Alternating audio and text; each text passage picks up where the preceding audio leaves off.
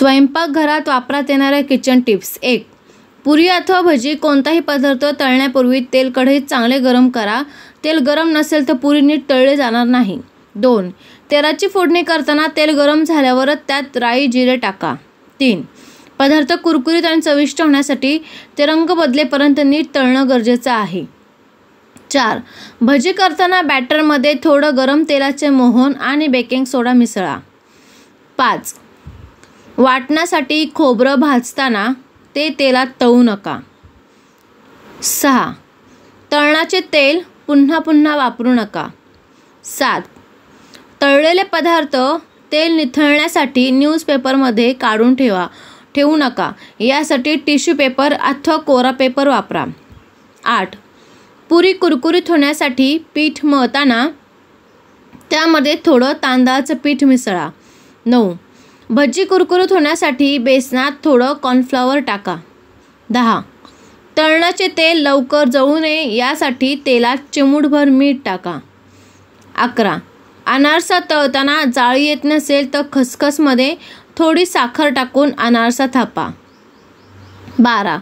ग्रेव्हीला चांगला लाल रंग येण्यासाठी पिकलेले टोमॅटोज वापरा. 13.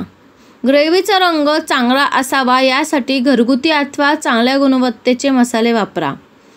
14. आल्या लसणाची पेस्ट तयार करताना नेहमी त्यात लसूण जास्त आणि आलं थोडं वापरावं. 15. ग्रेव्ही तयार करताना प्युरी परतल्यावर त्यात आधी मसाले टाकून परतून घ्यावे.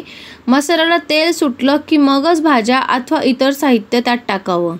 16. भाजीचा रश्श्यात मीठ जास्त पडलं तर त्यात उकडलेला बटाटा टाकावा. 5 मिनिटांनी बटाटा काढून टाकावा. बटाटा खारटपणा शोषून घेतो आणि भाजीचा अथवा रश्श्याचा खारटपणा कमी होतो. 17.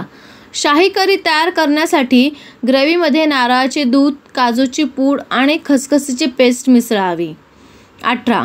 करीमध्ये पनीर टाकण्यापूर्वी 5 ते 10 मिनिटं ते कोमट पाण्यात बुडवून ठेवावे. 19.